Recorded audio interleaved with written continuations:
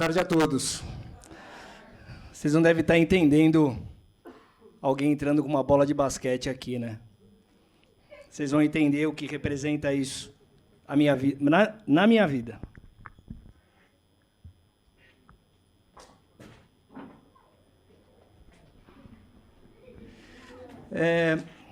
Queria passar uma mensagem para vocês, antes de mais nada, que acho que tem tudo a ver com os meus colegas palestrantes aí e tudo o que a ACI planta, que é justamente uma transformação na história de cada um de nós.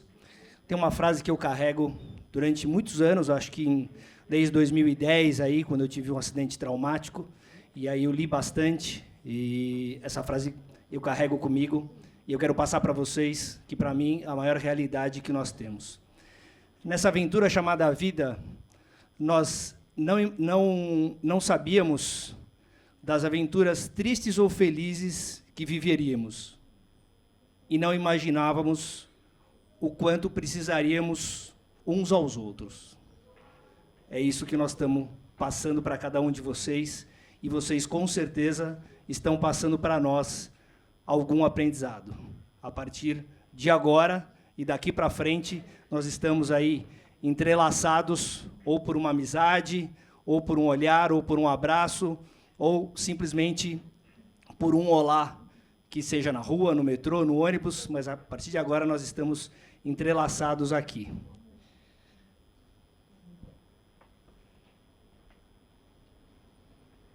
Bom, sobre a minha história. 1970, junho de 1970, o Brasil era tetracampeão mundial de futebol. Foi uma festa, com certeza. Oi? Desculpa, eu falei tetra, falei errado. Tricampeão mundial de futebol em 1970. E a FIFA elegeu como o melhor jogador daquela Copa o Pelé, nosso saudoso e amado Pelé, aí um brasileiro que para nós é um orgulho, e para mim também, um pouco mais para frente, vocês vão entender o que o Pelé acaba representando para mim também. Mas, além desse grande evento, que foi o tricampeonato de futebol na Copa do Mundo da Seleção Brasileira, teve um outro grande evento que, com certeza, marcou a minha vida. O meu nascimento, lógico, porque, afinal, ninguém canta parabéns todas as vezes que lembramos do tetracampeonato do Brasil, e eu canto parabéns todos os anos aí para comemorar mais um ano de vida. Naquela foto eu devia ter por volta de 1 ano e pouquinho. Eu tinha uma bola de futebol ali, provavelmente, né? Eu não sei dizer ao certo, mas provavelmente eu tinha essa bola de futebol por conta do meu pai. Meu pai foi juiz de futebol nacional, apitou na reinauguração do estádio do Maracanã, e também por outras partidas através do Brasil aí. Então, ele era um dos primeiros juízes profissionais na época, inclusive jogos do Pelé, que eu tenho até algumas reportagens sinalizando que ele era o juiz daquela partida, e com várias confusões envolvidas aí. Falando em confusão, a gente que gosta um pouco de futebol por ser brasileiro, um dia meu pai estava para chegar em casa e a minha mãe estava com a minha avó e comigo no colo. Isso que me contou foi a minha avó. Chegou um senhor e falou assim: olha, eu queria falar com o senhor José de Oliveira, que na verdade era Zé do Apito, que virou depois o apelido dele. E aí a minha mãe, super ingênua, pediu para subir. Era um prédio de 3 andares, ele subiu os 3 andares e ficou lá aguardando, uma pessoa de terno e gravata, com uma mala na mão. Minha mãe ficou lá conversando com ele. Meu pai chegou furioso, falou: mas o que está fazendo esse senhor aí? Ele quer falar com você.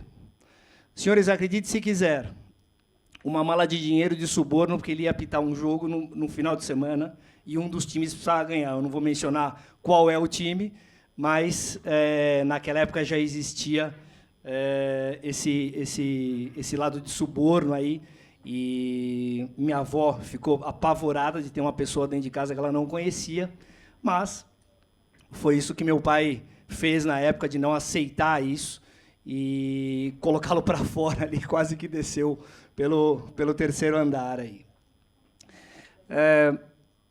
Mesmo quando eu era pequenininho, nessa época, eu não lembro direito de tudo que estava acontecendo, mas depois, posteriormente, eu fui entender de que essa senhora aí, que hoje deveria ser uma senhora, e eu pequenininho no colo dela, é a pessoa que eu sempre idolatrei, sempre amei, nunca esqueci e sempre esteve do meu lado, que é a minha mãe. Ela faleceu quando eu tinha pouquinho menos de 2 anos de idade, então eu não tenho lembrança alguma dela. A única lembrança que eu tenho é essa, talvez eu deva ter umas 3, 4 fotos aí, e não mais. Mas isso me trouxe a luz da minha vida, sempre foi e sempre será a minha mãe. Essa foto, para mim, é o que representa muito, porque era uma época de que a gente não tirava tantas fotos, né? Ao fundo, o clube do nosso coração, o clube da nossa família, que é o Círculo Militar de São Paulo. Então, essa foto, para mim, é uma foto marcante dentre as poucas fotos que eu tenho. Quando minha mãe faleceu, ninguém teve coragem de me contar que ela realmente havia falecido. Então, eu me lembro que, provavelmente, eu devia ter uns 5, 6 anos de idade, eu vejo pela altura do Guilherme e da Mariana, que são meus filhos, talvez uns 5, 6 anos de idade, mas eu lembro bem que minha avó estava lavando roupa no tanque, aquele tanque de pedra, né, bem rústico, e eu lembro que a cintura da minha avó ficava nesta altura. E eu lembro que eu puxava a saia dela aqui, e naquele momento eu falei, vó, ela falou, o que foi, meu filho? Minha mãe morreu? Minha avó se debruçou de joelhos e me abraçou, chorando aos prantos. Eu não sabia o que era aquilo. Eu estava chorando por ver a minha avó chorar, mas eu não tinha entendido o que era a perda de uma mãe. E aí, quem eu chamei de mãe, a partir daquele momento, era a minha avó. A minha avó, como os meus filhos, de novo, sabem, qualquer coisa que eu falo de que eu tenho lembrança, que eu tenho memória afetiva, eu falo assim, adivinha quem fazia isso? Primeira resposta, minha avó. É isso daí. É a minha avó que fazia tudo por mim, ela que ficava brincando de carrinho, ela que passava minha roupa, ela que fazia o meu arroz de conchinha, que eu era chato pra caramba, então eu queria o arroz tudo separadinho lá do resto. Então foi a minha avó que me criou aí, junto com o meu avô. Minha avó era uma pessoa que não sabia ler, não sabia escrever, só sabia escrever o nome.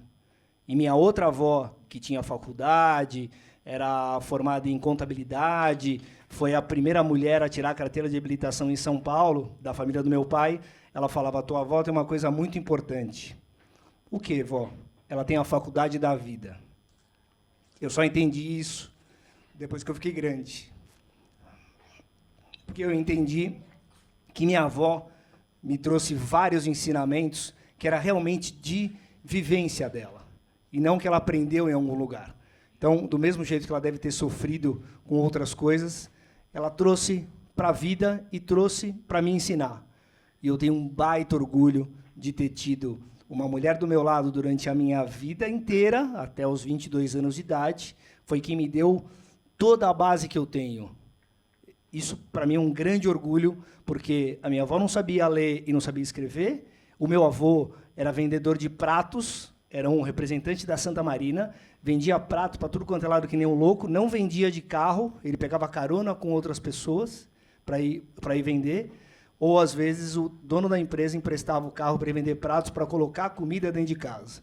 E a maior felicidade dele, o que era? Era ter um arquivo, que ele chamava de armário, mas era um arquivo que eu lembro, meio velho, mas ele queria, no primeiro dia do mês, encher de compras. Ele não queria que a família passasse alguma necessidade de jeito nenhum.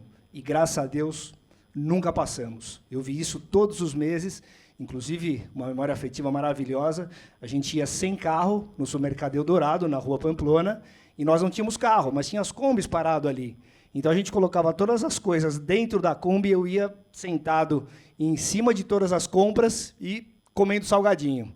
Então, isso, para mim, foi uma grande memória afetiva, aí, já relacionado com os carros, que também é a minha paixão. Então, a minha avó, para mim, foi uma baita referência aí. E o meu avô foi outro grande incentivador, sem ele imaginar. O que eu estou fazendo aí? Estou aqui com, acredito eu, que uns 7, 8 anos de idade, e o meu avô jogava bote pelo Circo Militar, e ele me colocou para ser mascote da equipe de bote oficial do Circo Militar de São Paulo. Eu comecei como mascote, depois tiveram outras crianças que quiseram também participar disso, e aí outros clubes quiseram participar, e aí formaram um campeonato de bote mirim. E, naquela época, nós, do Circo Militar, eu e mais 2 coleguinhas, fomos campeões paulista de bote na categoria mirim. Gostei da brincadeira. Vi o meu pai fazendo esporte, vi o meu avô também, que era cronometrista oficial olímpico, também relacionado com esporte, e aí eu estava inserido no mundo do esporte, vendo meu pai apitando basquete, que nesse momento ele já apitava basquete, já saiu do futebol, e aí eu inserido na bote, que não tinha nada a ver com a bola de basquete, mas o que valeu a pena para mim? Valeu a pena que eu queria me empenhar e ficar cada dia melhor. A cada dia eu queria treinar mais, eu queria atingir a minha melhor performance naquele esporte, independente de qualquer que ele seja. Então, eu treinava de segunda a segunda, porque a quadra de bocha, que na verdade chamava cancha, ficava lá livre para todos, mas para os mirins, não. Então, eu treinava na quadra de fora, que era uma quadra pequena, mas eu treinava quase todos os dias lá. E aí, depois que eu me tornei campeão mirim de bocha, eu gostei da brincadeira do quê? De me superar, de treinar e ficar cada vez melhor. A referência era eu mesmo, e o merecimento vinha através do meu empenho. Eu sabia o que eu queria, sabia aonde eu queria chegar, mas eu não me espelhava em alguém. Eu sempre tinha a minha referência e queria estar melhor amanhã do que hoje. Então, a bocha, para mim, foi um dos esportes que eu me incentivei. De tanto que eu me incentivei, eu fui bicampeão paulista e bicampeão brasileiro, em paralelo com o basquete também, né? E agora nós vamos falar do basquete, aí, o que representa para mim. Aqui é uma foto maravilhosa da gente brincando num acampamento de férias chamado Rancho Ranieri, que eu fui aos 11 anos de idade, e um medo gigante, né? Que eu me identifiquei também com outras palestras aqui, de que eu era o único negro no meio de 200 crianças. Eu sabia que eu ia, mas não sabia como eu voltaria. Porque eu tinha 200 crianças lá, o único negro era eu. Eu tinha que fazer alguma coisa para ficar bem no meio dessas 200 crianças. O que eu tinha que fazer? Primeiro, sorrir. Primeira coisa que nós temos que fazer. Sorrir, ser alegres. Se formos alegres e sorrirmos, as pessoas querem ficar do nosso lado. Primeira coisa. Segunda coisa que eu descobri, esporte. Naquela época eu jogava muito basquete, por conta do meu pai, assistia NBA, treinava muito, né, no meu clube do coração. Inclusive, meu pai até um dia falou para mim, né, falou assim, tem um cara na Venezuela que ele treina com um ginásio todo escuro. E aí ele desenvolveu lá uma técnica para isso. Bom, lá fui eu, desliguei a luz do ginásio e fui treinar no escuro. Evoluiu alguma coisa? Nada. Mas eu tentei. Então eu sempre tentei fazer alguma coisa que tivesse a minha assinatura e que eu pudesse me sobrepor dentro daquele ambiente que talvez eu ficasse um pouco mais acuado aí.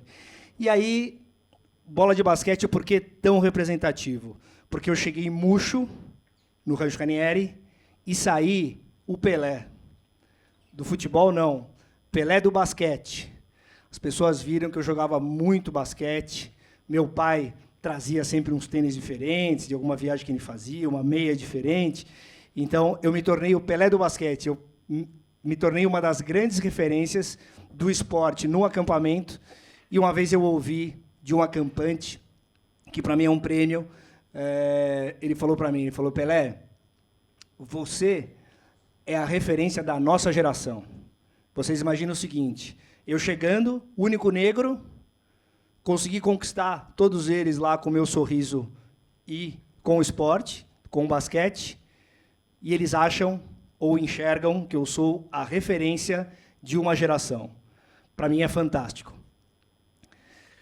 Então, aqui é uma viagem que nós fizemos para Mococa, de micro-ônibus, no Carnaval. E aqui, para mim, sela uma fase da minha vida maravilhosa, que é onde realmente eu me encontrei. Eu entendi que eu era alguém, que eu era o Pelé do basquete ou era o Zé Ricardo. E aqui os carros. Por mais que não seja um Fusca, né, Boazzi? Mas me colocaram num Fiat. Mas eu corri, e aí a minha vida depois foi para o Fusca. O Fusca foi uma grande paixão, paixão pela história, né? Paixão pelo que representou o Fusca na vida das pessoas e pelo que representou para o mundo, né? Então, o Fusca foi minha grande paixão, e de tanta paixão, eu criei uma rede de amizades muito grande, criei a minha empresa, ZR Soluções Automotivas, que é uma empresa de consultoria automotiva. Eu fui o precursor em consultoria automotiva para carros antigos em 1995. E, por tudo que eu já fiz durante todos esses anos, por ter o sorriso no olhar e por estar sempre empenhado e disposto a ajudar as pessoas, hoje eu faço parte do Museu Escola da Fundação Lia Mareguiar, maior projeto de museu de carros antigos da América Latina, atrelado a uma escola profissionalizante de restauração. Então, para mim, nunca imaginei chegar aqui, simplesmente bati na tecla, como alguns falaram, bati na tecla e cheguei. Por que eu estou aqui com a CI? É isso que vocês devem estar se perguntando aqui. Porque eu quero mais. O que eu quero mais? Eu quero pegar toda a minha história e toda a bagagem que eu acumulei durante todos esses anos e ajudar para quem precisar de incentivo para bater na tecla, seguir em frente e conseguir realizar os teus sonhos. Alguém já falou, eu vou repetir. Não desista dos teus sonhos nunca. Nunca. Uma época eu desisti. Eu desisti que talvez não tivesse um Fusca conversível. Eu desisti que não teria filhos e ia seguir em frente. Por um merecimento e por Papai do Céu e por minha mãe estar sempre do meu lado, me acompanhando, tá aí. Esse é o maior troféu que eu posso mostrar para minha mãe, que é o que eu fiz durante todos esses anos. O Fusca, não. Minha família sempre quis o Fusca, mas o que eu sempre quis muito mais é a minha família, os meus filhos, a minha mulher, a minha dignidade. Então, é isso que eu sempre busquei e é isso que vocês têm que buscar como base. E depois, corram atrás dos sonhos de vocês. Para finalizar, alguns cantaram, outros tocaram. Se fosse para cantar, morreria de fome. Mas, de novo, como eu fiz na minha vida inteira, eu vou tentar. Com 12 anos de idade, eu estava no acampamento, em uma das temporadas de férias. Nas temporadas, nós compunhamos músicas e fazíamos um concurso de músicas para ver quem ganhou naquela temporada. Isso deve ter sido em 1983, janeiro de 83 ou julho de 83. Então, nós estamos falando em 41 anos de idade, que eu canto essa música para mim mesmo, sem ninguém, canto sozinho. E agora eu vou cantar para vocês.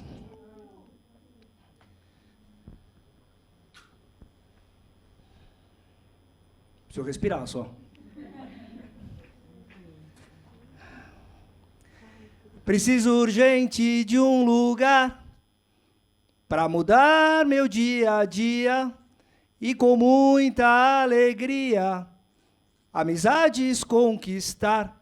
E o único remédio para fazer meu pensamento é viajar no tempo e encontrar gente nova para amar. A vida é tão simples, basta saber viver, saber viver. A vida é tão simples, basta. Vou me mandar para outro mundo, meio fora do normal. Um mundo cheio de fantasias, brincadeiras, coisa e tal. E o único lugar aonde voa o pensamento é viajar no tempo, encontrar gente nova para amar.